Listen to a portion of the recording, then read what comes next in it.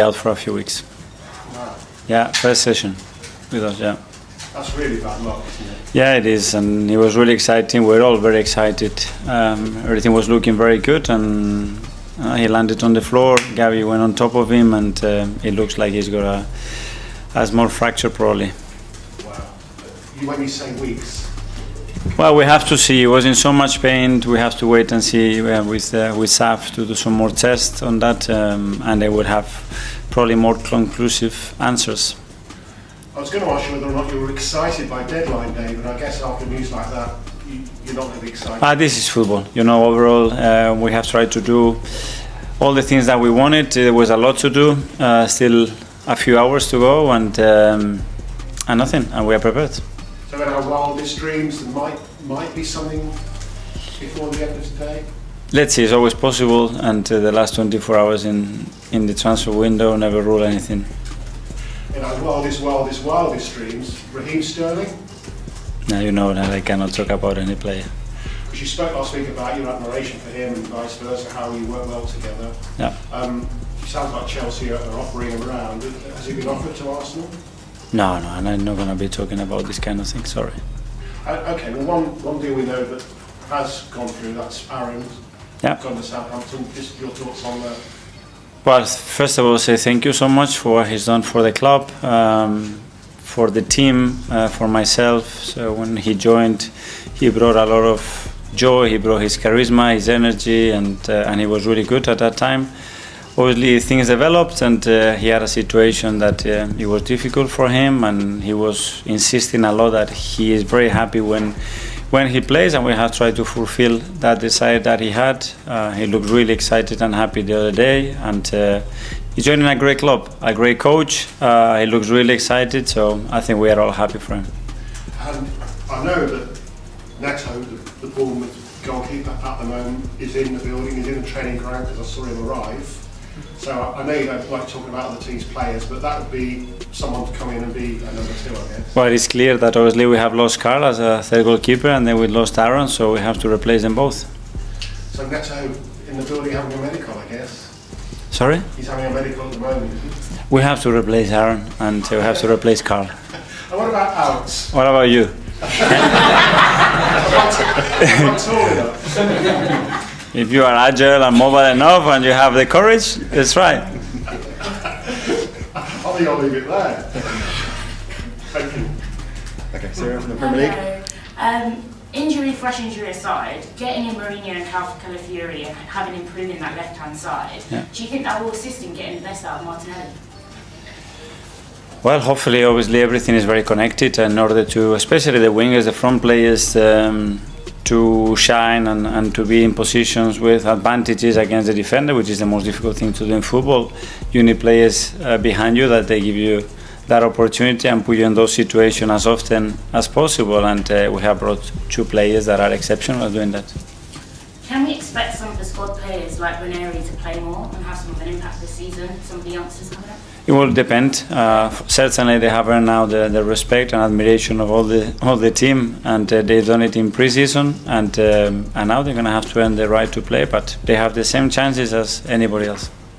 And your players have spoken about how important the meticulous analysis you do of the opponent team is for your match days. What have you made of Brighton's perfect start ahead of your match day tomorrow?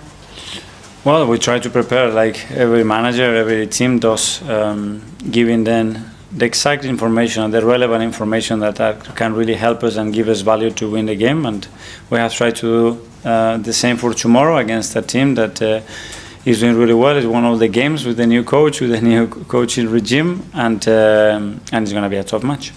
Thank you. Josh?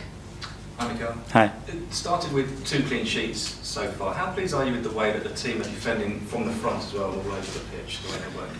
Yeah, that's been a big strength of us, the commitment and the implication of every player in every ball, in every single action. And then, yeah, in those 2 games, it's true that we haven't given much away, but the ones that we have given, they were pretty clear, and our goalkeeper has made 2 big saves to keep those clean sheets. So there are certainly things to improve, but I think obviously the commitment of the team in that front is superb.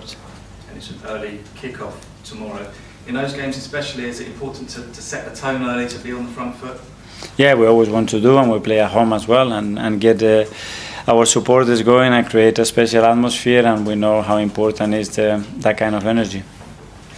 Is that from BBC? Hi Mikel. Hi. I wanted to ask you, if you don't do any more business, would you be happy with the squad, and do you think you can achieve your aims without any more business? I'm always happy with the squad. I think we have tremendous players, a magnificent group of human beings, and we always want to be better, and we cannot deny that. The most important thing is to try to improve our own players, and then, yeah, in terms of the numbers and the quality, can we improve in the squad? Yeah, for sure, there are margins still. And can you talk about Eddie Nketiah? He might be leaving, we think. Can you talk about what he's looking for, but in a similar way to Aaron Ramsdale? Yeah, when that happens, we can talk about that. And if he leaves, do you think you have enough firepower and sort of attack? Because last season there was a bit at times in the season where people said maybe you need a striker. Do you think you can find extra goals in the sort of squad to achieve your aims? Yeah, it's what we have. One of the biggest strengths that we had over the last 2-3 years has been the way we have shared the goals, and we're gonna to continue to do that. If we can, on top of that, get players to score 25-30 goals on the season, then it's the perfect combination, and that's what we are trying to do. How do you do that? How do you sort of make players score more goals than maybe they did in last seasons, which might get you... Put them in better situations, train them more, make them hungrier on that, bring clarity to the team that we can score goals in many ways, and score in all the ways that we can, basically. Nick from Haters at the back.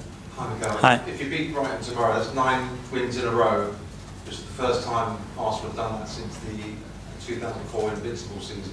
Shows how difficult it is to win that many games and the levels you're trying to reach, I guess. Yeah, for sure, and that would show unbelievable consistency. It's already difficult to do what we've done, but we want to be better, and tomorrow we're going to have to really earn it, because we're going to face a really good Brighton side. Just ask one more quick question about Leandro Trossard, whether he starts on the bench or starts from the start. He's made an incredible contribution since you signed him, Yeah. and he's playing against his former club. Can you just talk about how big an impact he's made since he came? Yeah, huge. Again, and not only starting from the bench, when he has started games, big games, and last season, if you look, especially the last quarter of the season, the amount of run games that he had, it was huge, and he's been really consistent with his threat on goal, with his capacity to create situations and especially big chances, and then without the ball, what he's doing. And I'm really pleased with him. Kaya? Okay, I just wondered if there was an update on Gabriel Jesus, because obviously he was out last week and he's had that MRI scan since Villa, so Yeah. how is he? He's progressing really well. He had a little muscle injury, and he's doing quite a lot of stuff already, so we expect him to be with us pretty soon. So not a contention for tomorrow's game? Sorry? Not a contention for tomorrow's game? No. And I know you spoke last season about how at the back you didn't have many numbers, and then you got a bit lucky in the sense that Gabriel, Saliba and Ben White were fit. Yeah. It does look as if you're going to have similarly sort of smaller numbers up top. Does it feel like a risk going into the season with such a small pool of players? I know you said you're happy with the players you've got, but obviously the Champions League draw was yesterday, there's going to be more games than before, it's more intense. Is it a bit of a risk? We know about the depth of the squad, and it's something that we cannot change dramatically in 1 or 2 seasons. It's something that we are constantly trying to build the numbers, build the robustness of the squad as well, which is something critical, and on top of that, bring more quality. And we are trying to bring some quality as well from our academy that looks like it's happening, and that's going to be very helpful. And trust the players that we have, and do the maximum that we can with the squad. Simon? Mikel, can I just ask one on Tommy Asu, who we've not seen yet? Has he still got sort of weeks to go until he's back, or are we talking months? Like, how long do you think he's going to be out for? At the moment, it's difficult to say. It's a bit slow, the process of the first phase of that injury. Probably for the medical team to say more on that. Has he done any sort of training or anything, or is he just working? No, not yet. Not yet.